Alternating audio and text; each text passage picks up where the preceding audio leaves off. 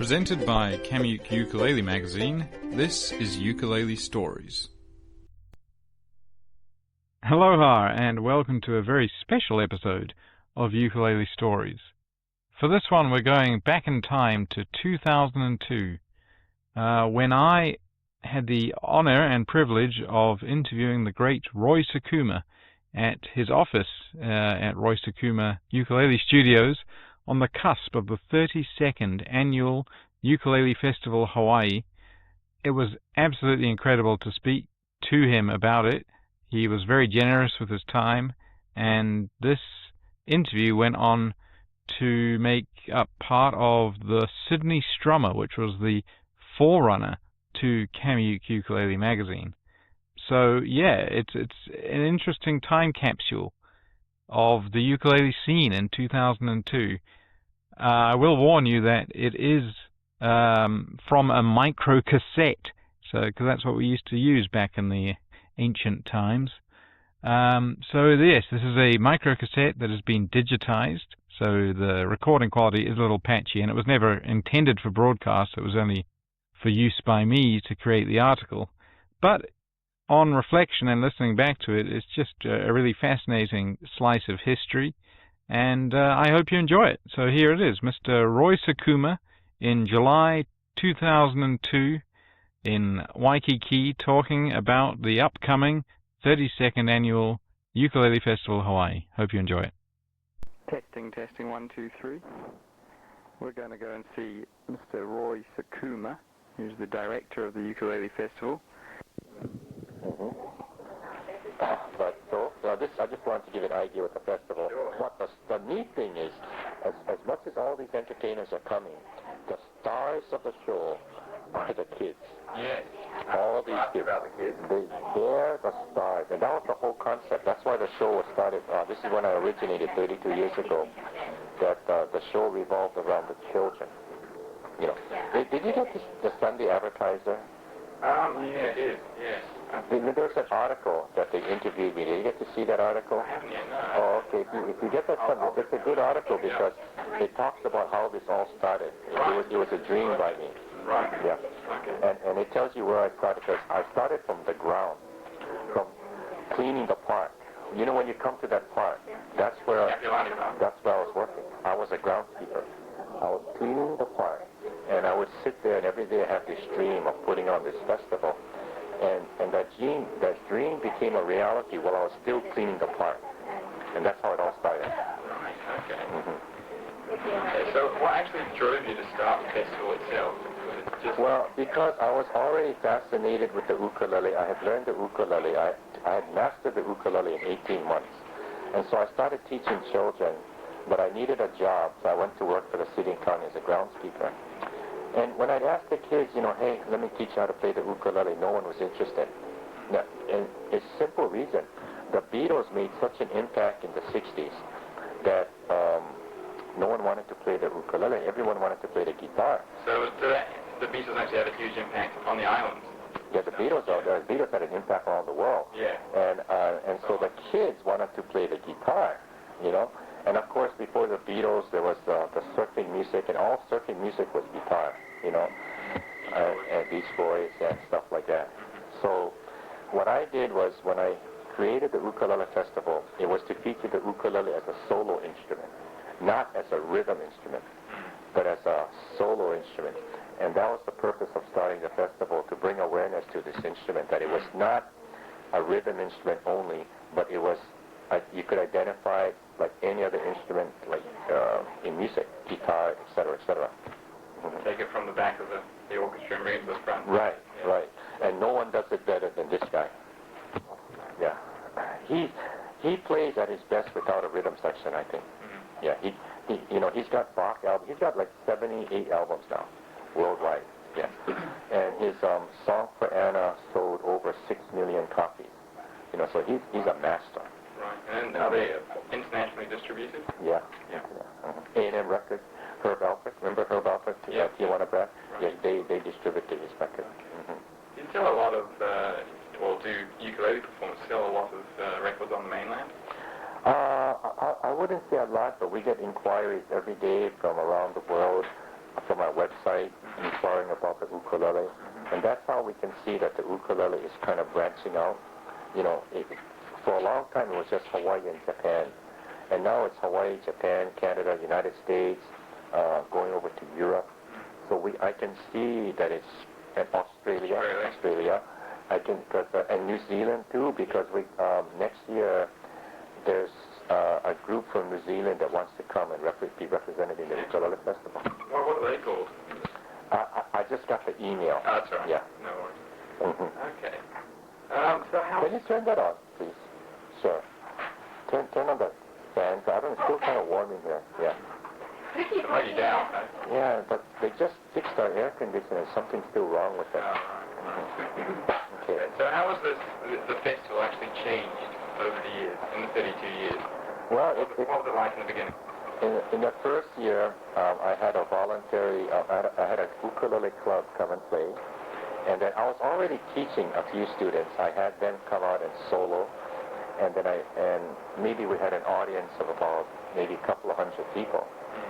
But through the years, it's evolved into this thing where the best entertainers in Hawaii will come and support this event every year.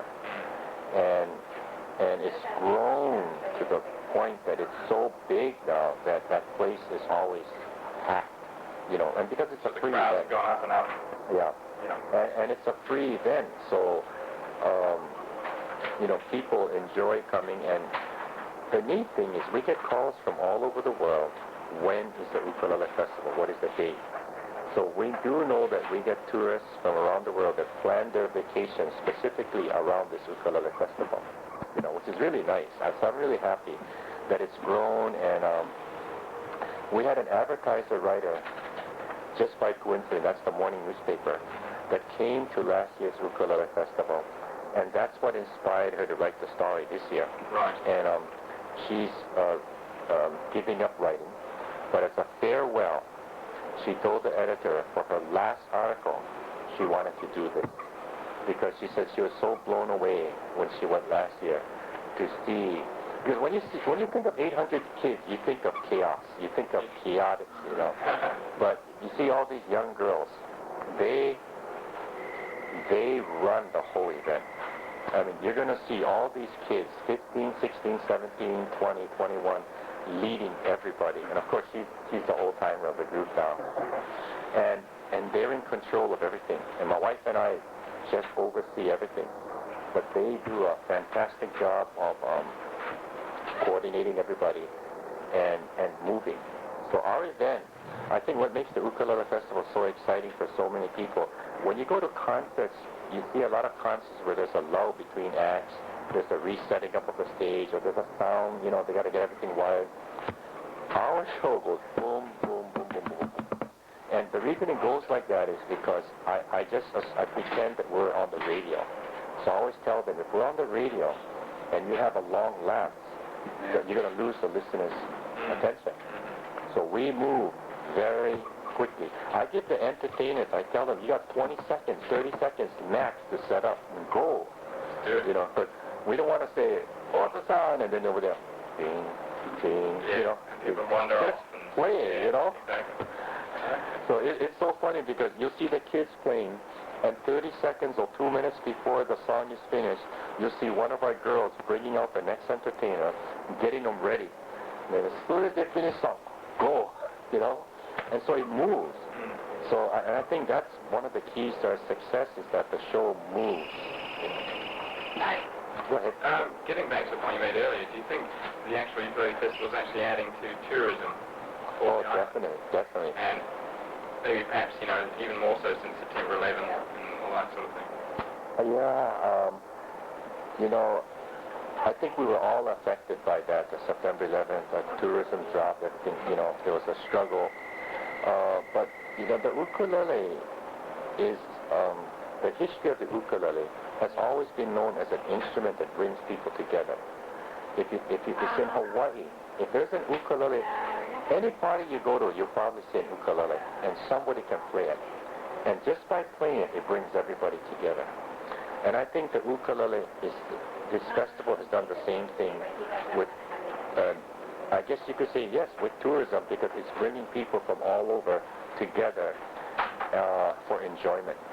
And it's a very relaxing instrument. I don't know if you know how to play it. I do. Yeah, it's very relaxing. 7 years. Yeah, really? Wow, great. Okay. And how have attitudes changed now? Since you started the festival and you wanted the attitudes to change away from guitars, away from other music. So how has it changed now? Oh, it's a complete, just about almost a complete reversal. Because when I was back in the 60s, if you talk about the ukulele, people say, oh, because they're thinking of it, oh yeah, you know, strum, P, F, G7, Hawaiian music, that's it. Yeah. That's it. And I think the hardest thing in the 70s, my wife would have told you this if she was here, people used to ask my wife, what do you do for a living? And my wife would say, oh, I teach ukulele. And there'd be a pause, and I know, but what do you do for your living? They would think that that's just like a hobby. That's not a job. Now today, if you say, well, I teach ukulele, people can accept that and say, wow, okay, that's a profession. Because the ukulele has grown so much.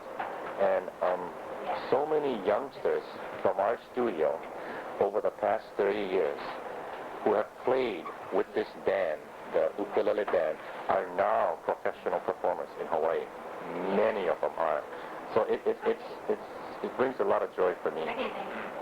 But going back to your question, definitely the ukulele has, I think, been a significant role in bringing tourists to Hawaii.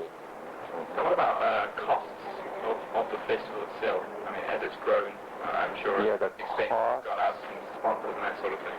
The costs have gone up and dramatically. And the thing is, what's so great is that, knock on wood, for 32 years we've been able to keep this festival free. It would be so easy for me, right next to Kapiolani Bandstand, there's a concert, a place called Waikiki Shell. And we've had offers, my wife and I, to move the festival into the Waikiki Shell, let the promoters handle it, and then we would make money. But that was not my dream 32 years ago. My dream was to bring recognition to the ukulele and bring families together. Now, if we did that, it would be kind of going against my dream, which was, you know, so we've kept it in the park. And as the costs go higher and higher, what has helped us is we've created a T-shirt right there. They sell the T-shirts at the day of the festival. And the proceeds for the sales of that goes to help pay expenses. I mean, you probably know, because in the entertainment profession, for instance, just to get a sound system is like $2,500. We bring in this huge portable restroom system. To make it comfortable for the audience. And that's exorbitant just to bring it in. But what helps us is some of the sponsors give us some money, but a lot of it we raise it on our own through sales of shirts and etc. And that helps defray the cost. But you're right. 25 years ago, we could have done the festival with maybe $5,000. There's no way we could do it today. There are some years when we put on the festival where the company, our company, absorbs the costs. You know, sometimes we end up paying a lot of money out of our own pocket, but we keep it free. That's the main thing. Earlier we were talking about Jim Belloff and his website and that sort of thing. Do you think the internet has opened up a lot? And when did you start your website? We started ours. Do you know when we started our website? About 4 years ago? 4 years ago? Maybe longer than that. Maybe longer than that, yeah. What was the question again? Now, when we started it? And and just has it, sort of made the ukulele grow around the world? Yes, definitely, because when they log on, out of curiosity, they go through everything, and then they start to order. And then we notice we get a lot of second orders from these people. And then as long as you give them a good product, now that's critical, that's important to us, then they trust you to go through you again. So, you know, we try not to market anything that we feel is not going to be a good product. Now, for instance, if you went to our website, you would see the Kualoha ukulele. That ukulele out of nowhere has become one of the leading ukuleles in the world. So that's good. So anything we try to do, you know, we try to market something that's going to give the customer a great deal of satisfaction. Okay, now what actually got you into the ukulele? actually playing it? Well, So it wasn't as a youngster, when I was growing up in the 50s, most of my friends who were older than me could play the ukulele. And, I wanted to learn to play it because they could play it. The problem is I had no coordination. I had no musical knowledge or ability or musical sense. I had no musical sense. So they tried teaching me and I couldn't learn. They said, Roy, forget it. I must have been like maybe 10 years old. So about 3 years later, my wife, my sister tried teaching me, and she gave up. She says, Roy, you just don't play the ukulele. And then I think it was 15 or 16 Ultrason recorded a song in Hawaii called Sushi that became the #1 song in Hawaii, and it was ukulele. And wow, I just love that song. And my friend saw an ad in the paper, learn from Ultrason. So I went on his door, I knocked, and I asked him if I could learn ukulele. And he taught me. But see, he didn't teach me musically. He showed me musical notes. And he says, okay, this is how you play C, this is how you play D. Now you got to learn your chords, and you got to learn how to read the notes. And then from that, you can learn songs. Yeah. Well, that was perfect for me because I had no musical sense, but I had a photographic memory. So I memorized all the chords and everything in less than a month. So every time he gave me a song, if I played the song once, I had memorized the whole song already. I didn't have to look at the music sheet. I just had it. I could see it in my head. So it took me 18 months with him to master the ukulele. But had I gone through friends and tried to learn, I had no rhythm. My sister told me the story years ago. She said, you don't remember, Roy, I used to tell you clap with the radio, the beat. And I couldn't even do that. I couldn't even clap with the radio, And we had to dance in school, and that was a catastrophe. But whoever tried to dance with me, the girl had to try and lead me, and I didn't know what the heck to do. I had no sense of musical rhythm, But anything else somehow came easy for me, but not music. Music was a struggle. But that was the greatest thing for me to happen to me because music was such a struggle for me. When I started teaching kids, I had absolutely no expectations. Like if I were to teach you, I would think that you're like me. So when you have problems, that's normal, and I can get you through that. Had I been a gifted learner, then I think I wouldn't be able to relate to it, and I would be frustrated, and I'd think, what's wrong with you? So being such a terrible, being so terrible in music actually was the strength that I think helped me become a good teacher. So after all these years and, how much success the ukulele's brought you, what does the actual ukulele mean to you? The ukulele is my life. It's brought, to me, the ukulele has given me joy, not in just teaching children, but in looking at them. Like, for instance, this girl here, Cheryl, she's leaving for Japan next week. She's going to be teaching English in Japan, and she's going to excel in it. But, it's given me a family. It's really given me a family. Through all these years, through all the employees that I've had, very few, if any, have quit. They've stayed until they've had to leave because maybe they left school or something. Majority have stayed very loyal to us. And they're like, my wife and I, we don't have children. And part of it is by our choice. But still, these kids are our family. This is our family. And so the ukulele is like, it's given us a family. It's given us something that we thoroughly enjoy. And I can do this the rest of my life, and I won't have a single regret. Now, what, aside from the festival, does Roy Sakuma Productions do? Besides it, well, our main thing Roy Sakuma Productions does is to teaching children. And then I'm also a consultant sometimes for different companies to put on musical productions. I'm also a manager for certain musical groups. We also have a record company that produces and releases music from different various artists in Hawaii. And then, like, I wrote a book on the ukulele, and I'm supposed to have written the second book 3 years ago, but I haven't even started. One of these days. So that's what we do. Those are the what I've learned to do. If I had advice for my friends, and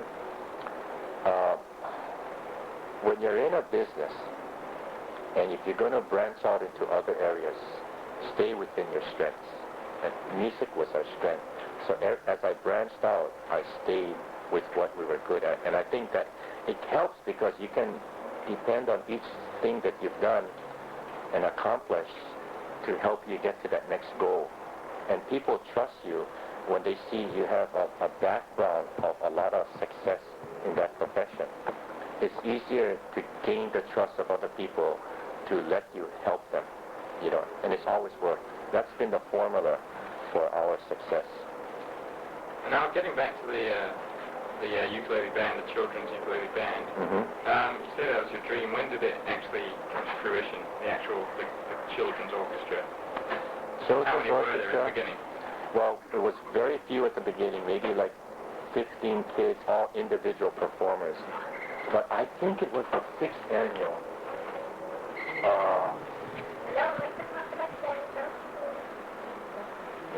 Ukulele Festival draws 3,000 people. Can it become international?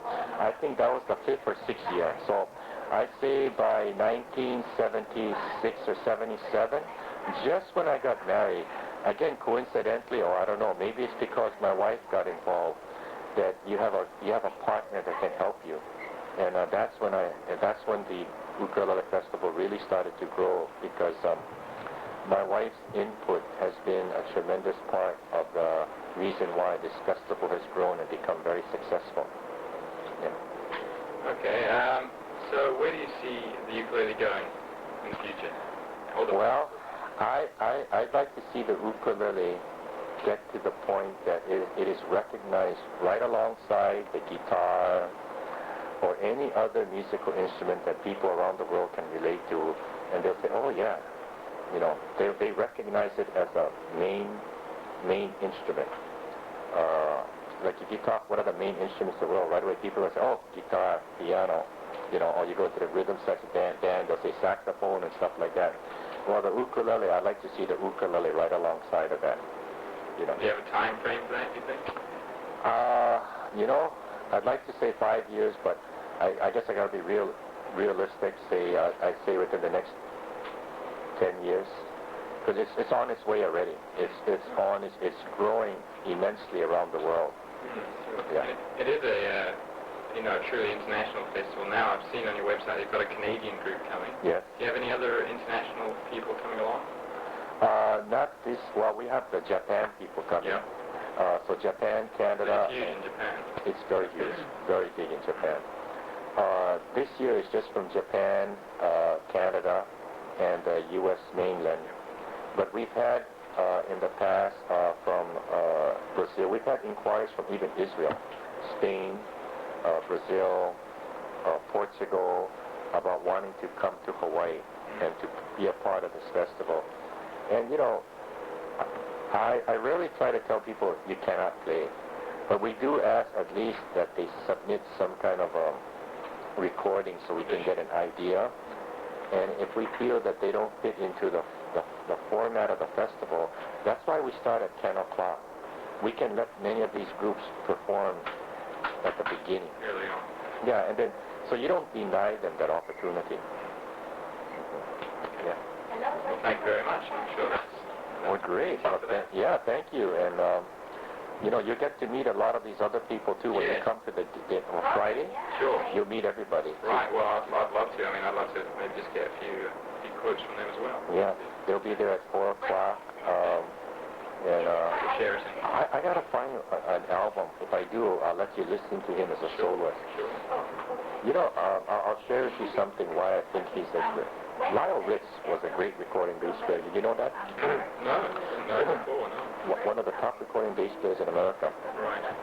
From the 60s, from the 50s to the 80s. That's why everything you hear on radio from A Taste of Honey. That's him. You've Lost That Loving Feeling, Unchained Melody, Guantanamera, Classical Gas by Mason Williams, Frank Sinatra, The Beach Boys, Good Vibrations, John Denver, Linda Ronstadt, Rod Stewart. He was the bass player, recording bass player. Amazing. So he was a studio musician that always recorded for them. And then and the reason I met him is Lyle recorded an ukulele album in 1958 as a hobby. He didn't realize that album came to Hawaii, was played on the radio, and it hooked all of us. Because he was 20 years ahead of his time. Okay? In 1986, I went in search of him for the mainland. I found him in Simi Valley, California. I introduced myself. He had no idea he was this ukulele legend in Hawaii. And he didn't play ukulele after that. He played bass. So I told him, can you come to Hawaii and play the ukulele like how you recorded on the album in 1958? He said, yes.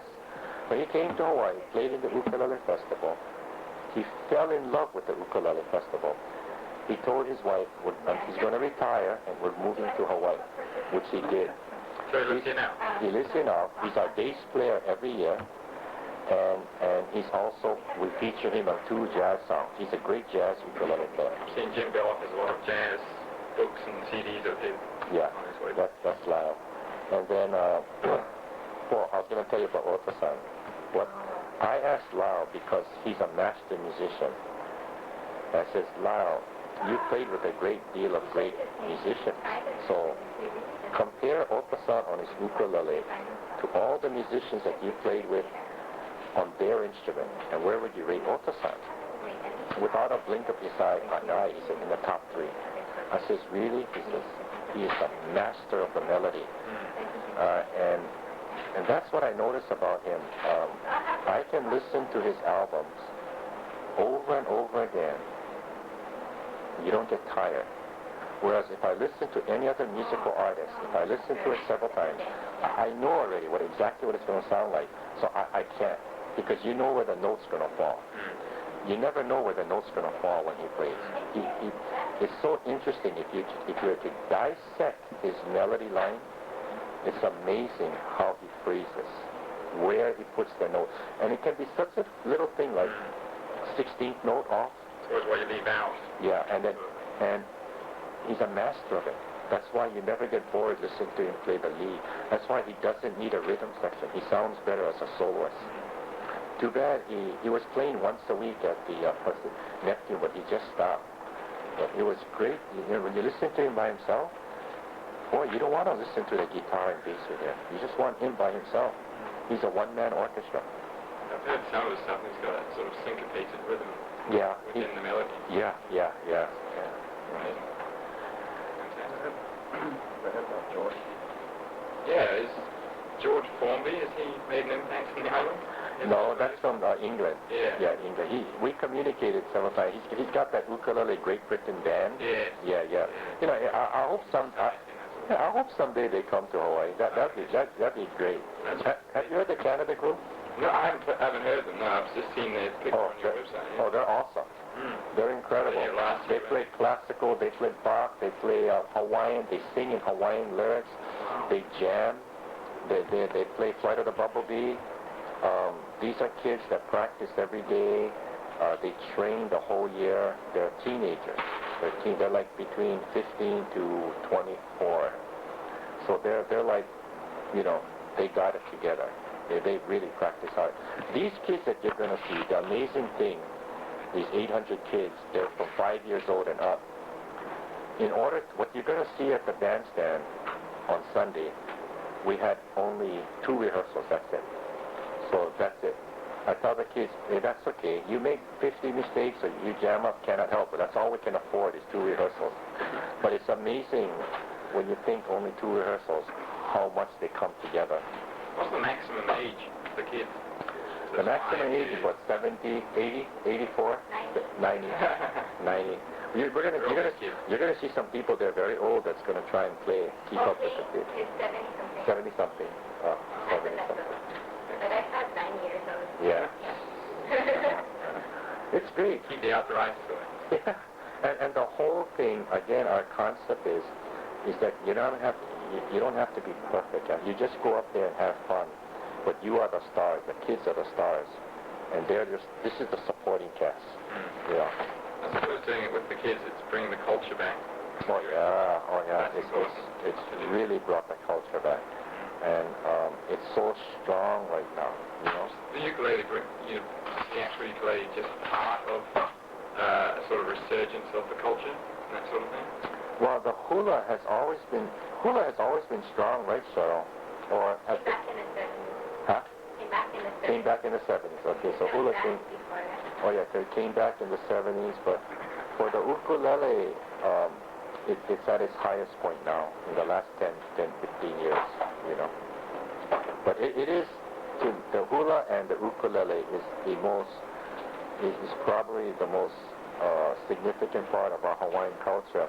And the ukulele is such an integral part of hula, because you need the ukulele for the hula. Yeah. You know, because it is way better than the guitar, you know that.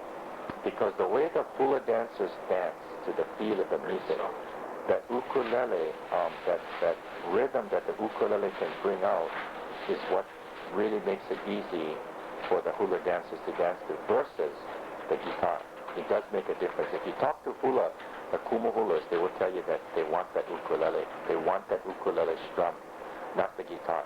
It's got to be the ukulele for the hula. Can you give me a small demonstration of your playing? My playing, yeah. Did I tell you the story that I don't play? No. I don't play at all. I've had offers to go on television to record, and I said no. And then people ask me why, and I said, well, probably the main reason is I'm a perfectionist. If I'm going to play, I want to sound good. If I'm going to sound good, I got to practice. And I said, I don't want to practice. And secondly, I think it's because I want all the attention to go to the kids. And plus, my fingers are all broken from basketball. I was a basketball player till my 50s. Yeah, I was one of the top. Well, if you talk to my friends, they said I was a top 3-point shooter in Hawaii. Until I got hurt in my 40s, my legs couldn't handle. I used to play against the college guys, you know, all the time.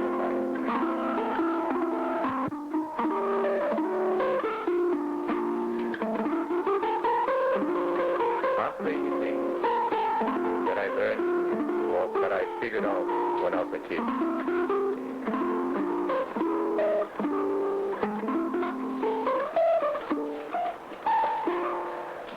So, I know a lot of the old songs. What kind of songs do you know? Really? I tried. Let me hear it. All right, okay. I can't do any of the syncopation. Yeah.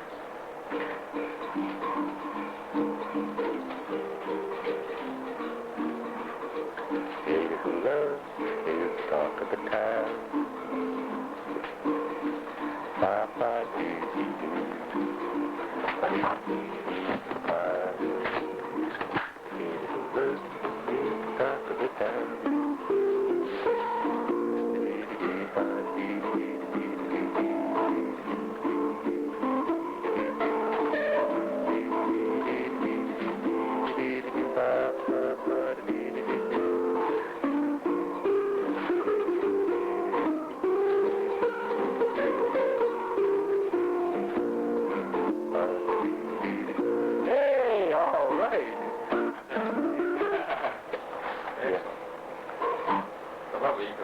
Yeah, the ukulele, this is a great instrument. This is the G-string ukulele made for my wife and I. So this one has Kathy, that one has Roy on top, you know, and then, what kind of strums do you do? I do a roll stroke. Yeah, try to do that. My grandfather's one.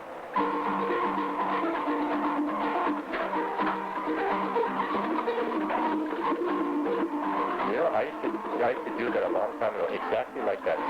But the better is like that.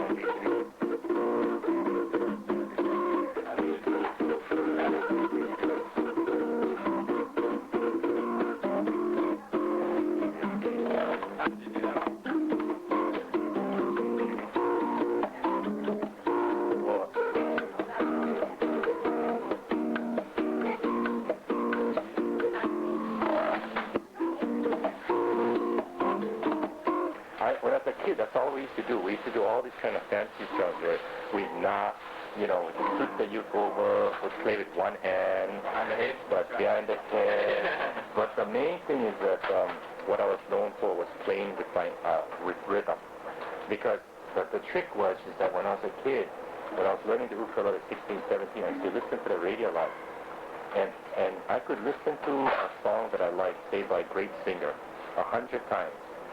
And you ask me what the words are, I don't know. So I was listening to the guitar, the drums, the bass, anything I could hear, and listening to what they were doing. Well, I could mimic what the drums was doing or anything. That's how I learned all the rhythms of the world. You know, if you listen to the bossa nova, I go,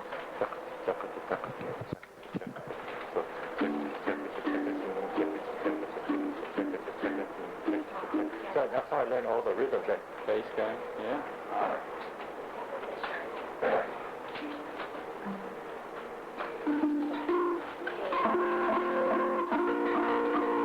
You know, you hear a lot like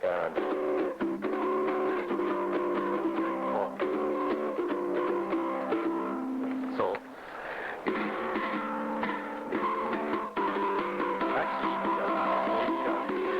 longer fence. This is too short for me. Wow. So it's falling out of my hand, and I can even pick with it.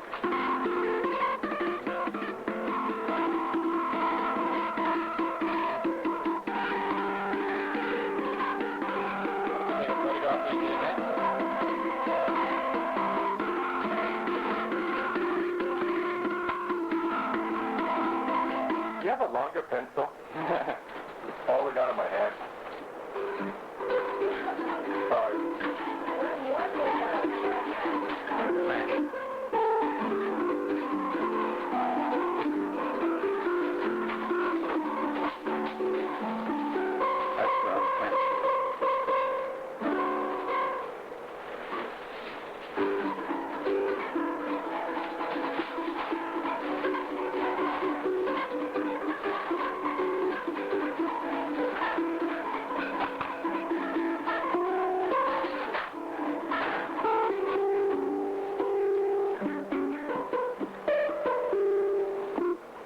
Okay.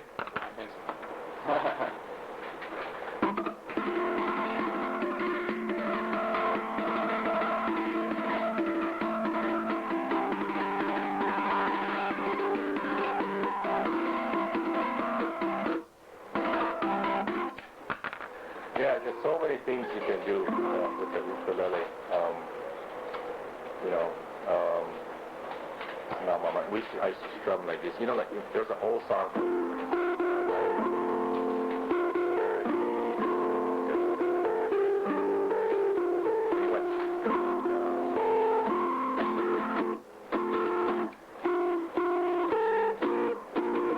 I used to do it like this.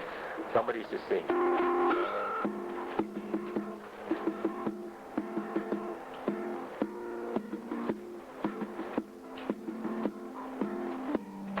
So many things, you know, so many tricks you can do. And the knock is what's important. Right. There's a song that goes, so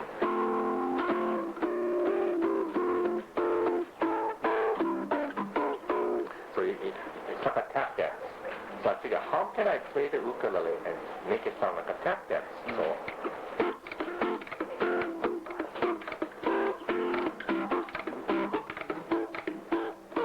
you know, so it sounds like you're playing in a tap dance.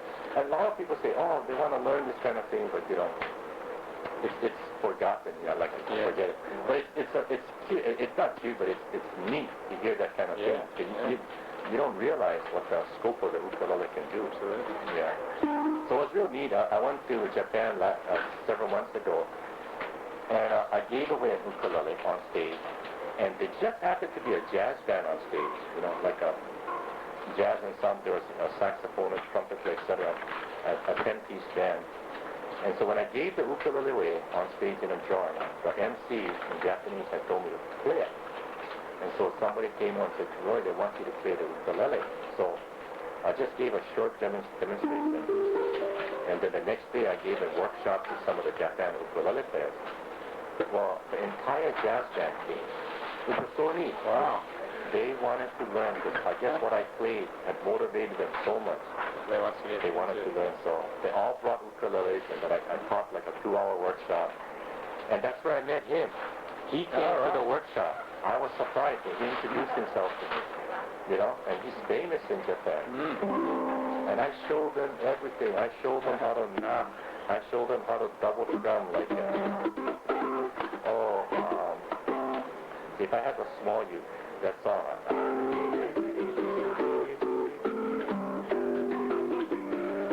Double drum.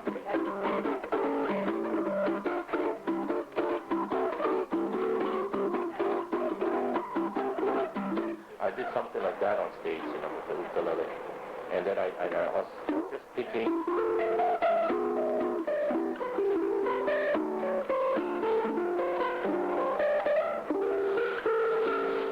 Just like a short demonstration. Turned out nice. Yeah. But I don't play. I really don't play.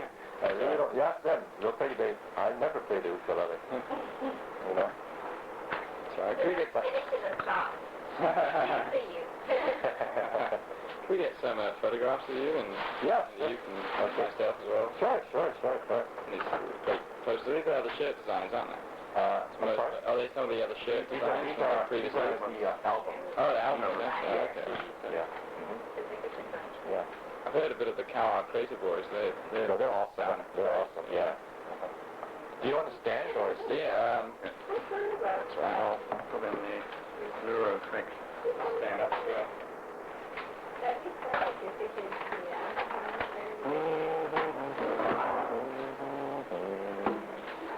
So what chord you want to hold? Oh, I don't know the names of the chords. Yeah, G7. Do you have my book? Do you have my book? I don't. Oh, okay. I'll give you my book. Okay. Okay. I wrote the book, and my wife helped me to finish it. Right. And it has like over 800 chords. Right. So, you know, that chord you're holding, like G7. That was this chord. Yeah, that's the only thing. These are the higher positions. And then I went one step further, is that with the name of the chord, we kind of identify what the sound of that chord brings to music. Right, okay. So this is, it's going to be great for you to learn, like, minor chords are sad and lonely, with the feeling of restricted movement, whereas major chords are bright and summery, you know. And if you play the major chord, you play the minor chord, you'll understand. Yeah. Well, thank you very much. Yeah, you're welcome.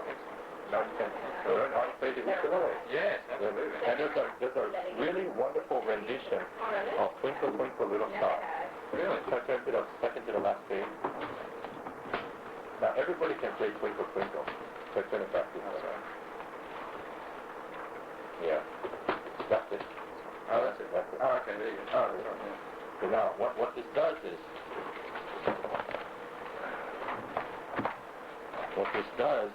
if you play these chords,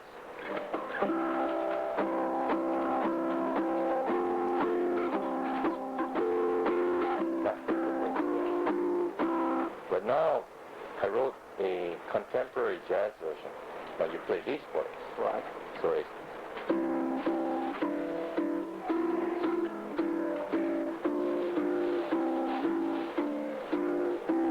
all chord changes.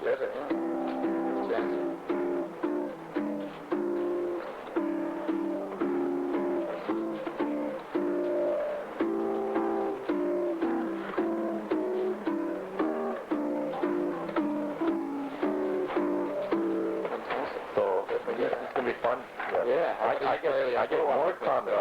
I'll go back to my hotel room and try. I get so many comments on the email from people that buy the book. Yeah, they want a whole book of this. They ask for it, you know. So, thank you. Here you go. You're welcome. Thanks for listening to Ukulele Stories. I hope you enjoyed that little blast from the past, and I hope you'll join me next month for another episode. Until then, I'm Cameron Murray. Keep on smiling and keep on strumming.